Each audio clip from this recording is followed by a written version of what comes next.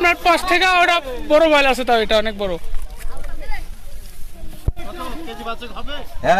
হ্যাঁ 10 KG, 5 KG. 10 KG, 10 KG. না আসলে খুব সুন্দর মাছ।